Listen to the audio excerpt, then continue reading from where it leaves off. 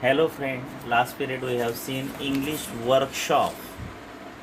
First activity, second activity, third activity. Today we will see fourth activity, 5, 6 and language study. So start first activity, fourth activity, read. बघा चौथी activity पान number 22 काढा. Read म्हणजे वाचा. As big as a pillar. बघा त्या bullet activity as big as a pillar म्हणजे असा मोठा, पिलरसारखा मोठा. As tiny as a needle, एवढा चिमुकला की सुईच्या टोकासारखा. Now write more such phrases using your imagination.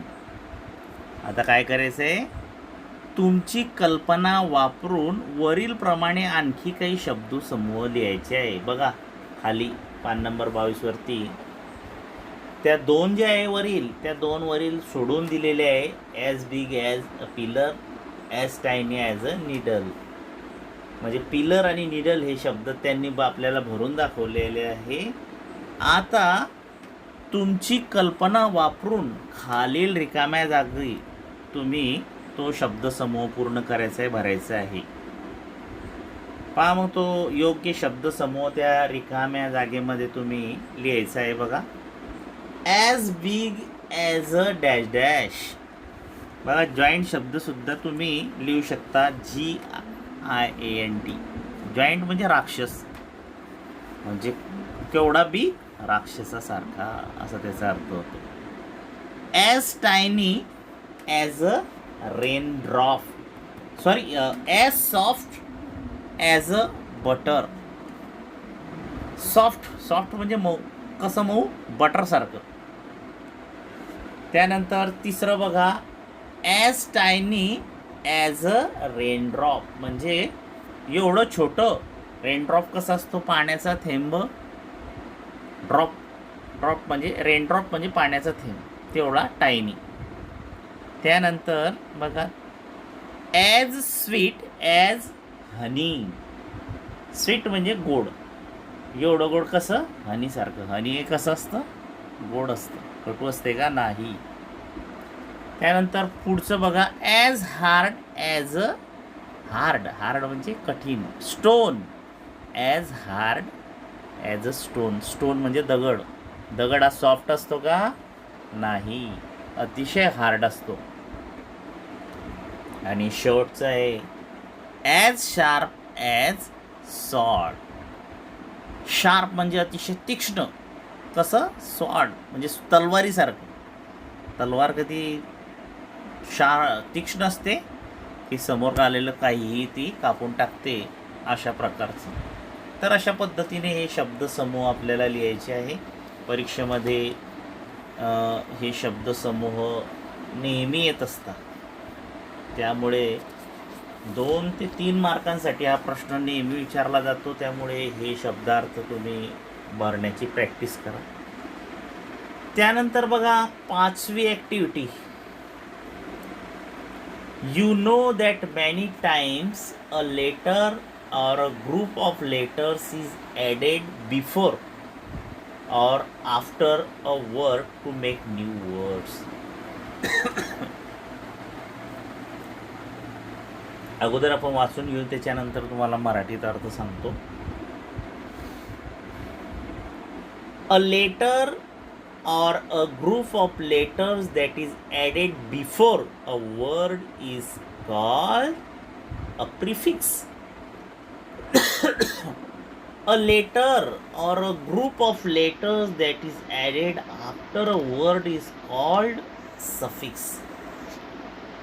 The word to which a prefix or suffix is added is called a root or root word. Let us look at some example of roots, prefix and suffixes. याचा मराठीत आता अर्थ आपण बघू. बघा तुम्हाला माहीत आहे की एखादा नवीन शब्द तयार करण्याकरिता बरेच वेळा एखाद्या अक्षरांच्या किंवा अक्षरांच्या गटामागे किंवा पुढे एखादा शब्द जोडला जातो.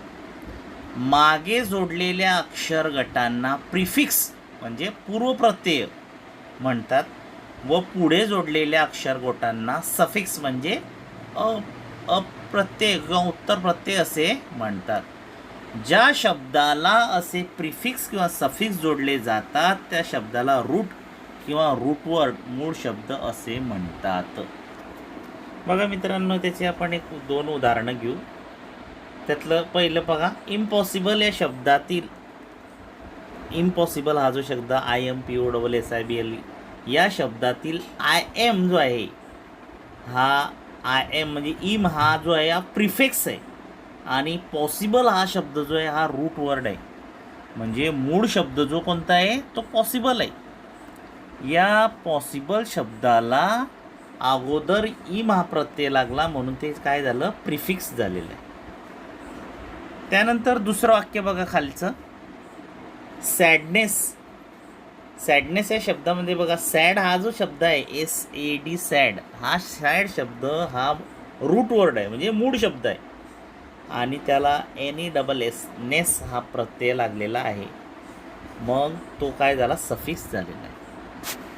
म्हणजे आता या 2 उदाहरणावरून सफिक्स म्हणजे काय आणि प्रिफिक्स म्हणजे काय हे तुमच्या लक्षात आलेलं असेल. बघा आता 6वी ॲक्टिव्हिटी बघा, guess the meaning of unfamiliar, unbelievable. Guess the meaning of म्हणजे त्याचा काय अर्थ होतो हे बघा. बघा, अनफॅमिलियर. अनफॅमिलियर म्हणजे that you don't know or recognise. Unfamiliar अपरिचित. अनफॅमिलियर म्हणजे ज्या गोष्टी आपण ओळखत नाही त्याला आपण अनफॅमिलियर म्हणतो. दुसरं, unbelievable means very difficult to believe म्हणजे अविश्वसनीय, ज्या गोष्टीवर आपला विश्वास बसत नाही अशा. बघा, हे फॅमिलियर व बिलिव्हेबल या शब्दाच्या विरुद्ध अर्थाचे शब्द ऑपोजिट्स आहे. अन या प्रिफिक्समधून विरुद्ध अर्थ व्यक्त होतो. म्हणजे एखादी विरुद्ध अर्थ आपल्याला प्रकट करायचा आहे तर फक्त काय करायचा, अन हा प्रिफिक्स त्याला जोडायचा म्हणजे बरोबर. बघा, फॅमिलियर म्हणजे परिचित, अनफॅमिलियर म्हणजे अपरिचित, परिचित नसलेले. बिलिव्हेबल म्हणजे काय, विश्वसनीय, आणि अनबिलिव्हेबल म्हणजे अविश्वसनीय. तर बघा, अन या प्रिफिक्समुळे विरुद्ध अर्थ व्यक्त होतो. बघा मग आता खाली, now write the opposite of the following. खालील शब्दांचे विरुद्ध अर्थाचे शब्द लिहायचे आहे. बघा, पहिलं जे आहे ते अनसेफ, UNSAFE, अनसेफ. त्याच्या विरुद्धार्थी शब्द काय होईल, अन काढून टाकायचा, सेफ. अनसेफच्या विरुद्धार्थी सेफ. अनइंटरेस्टिंग, UN काढून टाका, interesting. Unkind, kind. Unimportant, UN काढून टाका, इम्पॉर्टंट. इम्पॉर्टंट म्हणजे महत्त्वाचे, अनइम्पॉर्टंट म्हणजे महत्त्वाचे नसलेले. अननोन, अपरिचित. नोन, परिचित. अनइंटेलिजंट, इंटेलिजंट. तर अशा पद्धतीनं फक्त UN शब्द काढा, तुम्हाला विरुद्धार्थी शब्द लगेच मिळेल. तर आता पुढचं बघू आपण, लँग्वेज स्टडी.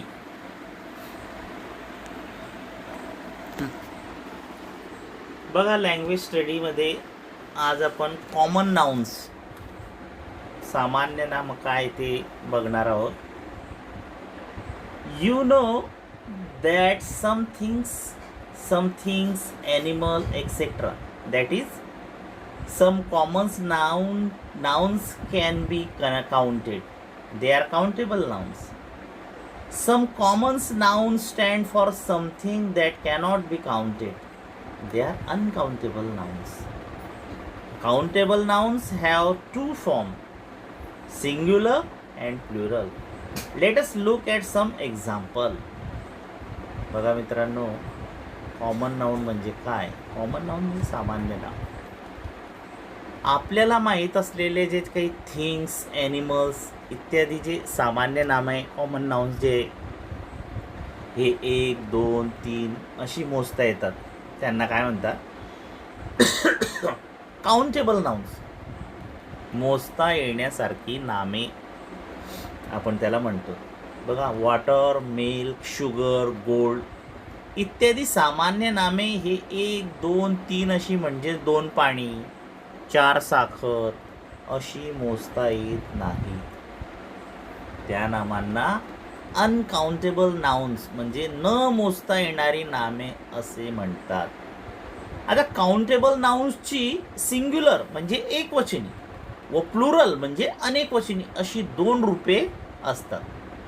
आता आपण त्याची काही उदाहरणे पाहूया. बघा, कॉमन नाउन्सचे 2 प्रकार आहे, काउंटेबल नाउन, अनकाउंटेबल नाउन. आता काउंटेबल नाउन्सचे 2 प्रकार बघा, सिंग्युलर अँड प्लुरल. बघा, सिंग्युलर काय? वर्ड्स, एक शब्द, अनेक शब्द. Country singular. माइल, डेझर्ट, माउंटन, रोड, स्टोरी हे सगळे सिंग्युलर आहे. याचं प्लुरल बघा. आता वर्ड्स प्लुरल अनेकवचनी आहे, अनेकवचन त्याचे. कंट्री म्हणजे एक देश. प्लुरल जर करायचं झालं तर कंट्रीज म्हणजे अनेक देश. माइल्स अनेक मैल. डेझर्ट वाळवंट, डेझर्ट्स म्हणजे अनेक वाळवंट. माउंटन एक माउंटन, माउंटन्स. Roads, stories. तर अशा प्रकारे सिंग्युलर आणि प्लुरल हे प्रकार आहे. त्यानंतर अनकाउंटेबल नाउन्स जी मोजता न येणारी नामे ती बघा काय येते. हेअर, केश, डोक्यातले केश मोजता येतात का? नाही. Sky, fire, water, fun etcetera. Note the expressions. Here stand 2 glasses of the. Note the expressions. Here stand 2 glasses of water, a bit of fun. Here we don't say here's, waters, funs, etc. पहा, तुम्ही त्याला here's असं म्हणू शकत नाही, कारण they are uncountable. That's why you cannot say waters,